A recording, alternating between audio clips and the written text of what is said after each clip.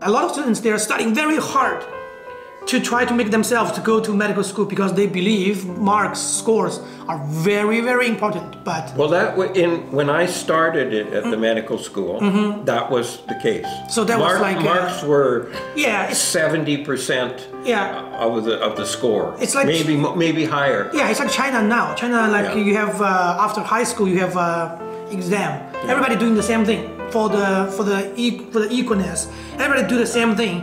And then you have to get a very high score to get into better university, you know? Yeah. Personally, I don't like that system. I don't think one exam should decide your life. No, and what we've learned is that the people who make the best doctors are the people with wider interests. Because in most cases, I mean, some of them are very smart. Yeah, of course. A of them have, A+ averages. But not all of them. And the good doctors are the ones not necessarily with the highest marks, but with the ability to relate to and talk to people and to think about each person as an individual. Yeah. You know, that's the important thing. Not to say that, oh, you smoke. I'm not going to treat you. We can't say that. No, yes. You have to understand that that's an addiction. And even though you don't have the addiction yourself, you can't dismiss that as important. Yes. So you need a person that has those abilities. Yes. And of course they have to, pass their exams. Yeah, of course. So you should know that everyone in Canada writes the same medical examination at the end. At the end? Yeah. Okay. And between the best university and the worst university, the difference in percentage is less than 5%. Okay. Less than 5. Less than 5. That's in, I think we have 17 medical schools. Across Canada? Across Canada. So here's the average. Here's the top. Here's the bottom. So everyone's within 2%, 2.5% of the middle. Yeah. Does it matter which school you went to? Exactly. No. That's what I have been telling people. So I didn't know this odds. I didn't know the number before, but I can imagine the system here is pretty close.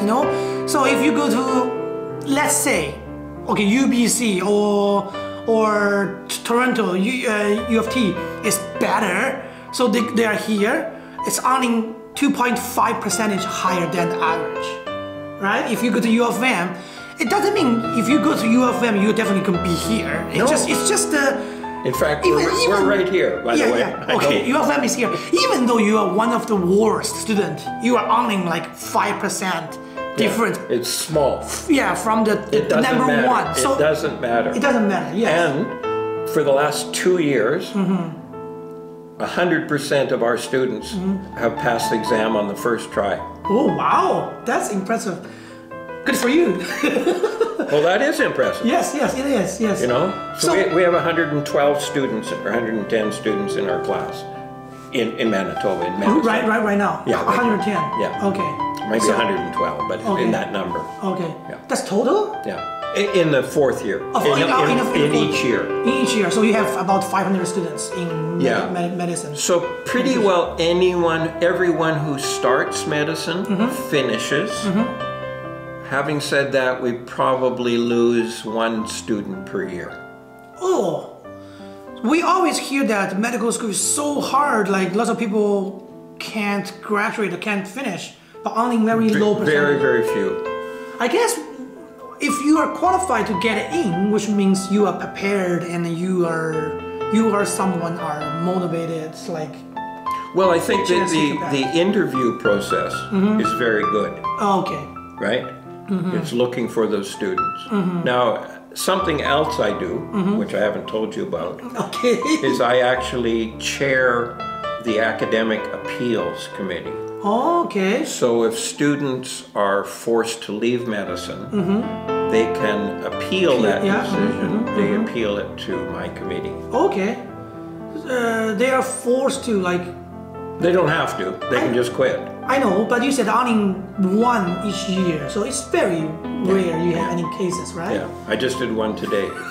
Really? People drop out of medicine. It's rare. And it's rare because there are many support services for them. Oh, okay. So in the school. Yeah. And we've had students who have to repeat a year. I mean, so you can fail a year and then do it again. Yeah. So students who weren't very well prepared, that happens. So maybe we have 2 a year who fail first year. Okay. Something like that. And they repeat it and then they do just fine. Okay. You know, and maybe we have 1 that fails second year. I don't even know. Probably not every year. So almost everyone graduates.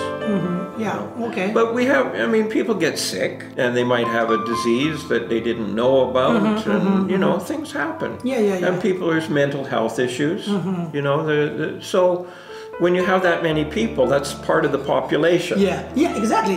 Not everyone's perfect. Yeah, you have over 100 students. Every year only 1 left, so which means like 1%, even less than 1%. Yeah. So that's pretty low. It's pretty good. Yeah, I think it's very good. But there are a lot of support services. Yes, and that's for sure. good. Yes.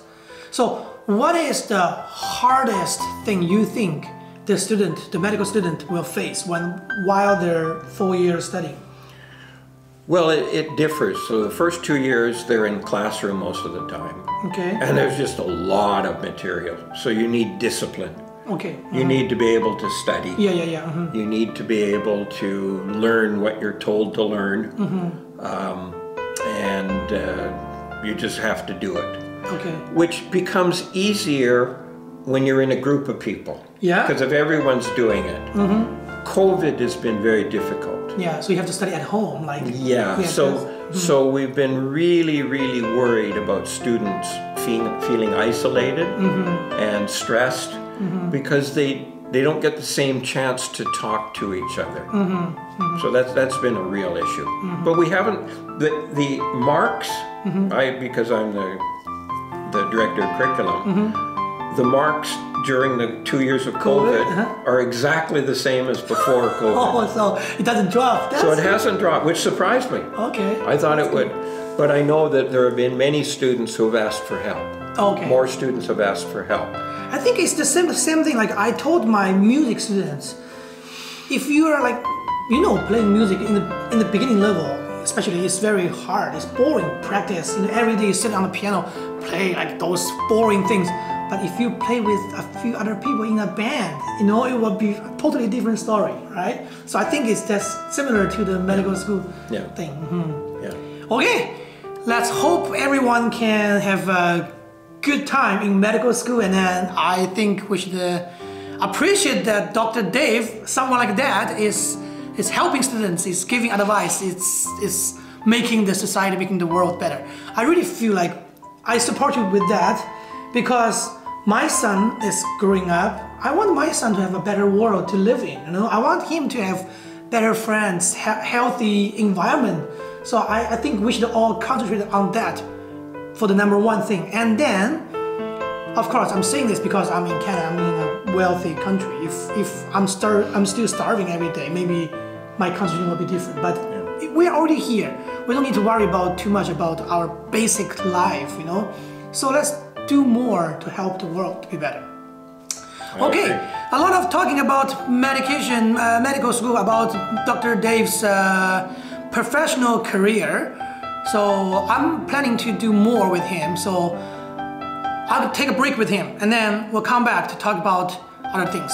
You can watch our next episode. Thank you for watching. 谢谢，感谢收看本期的节目，我们下期节目再见。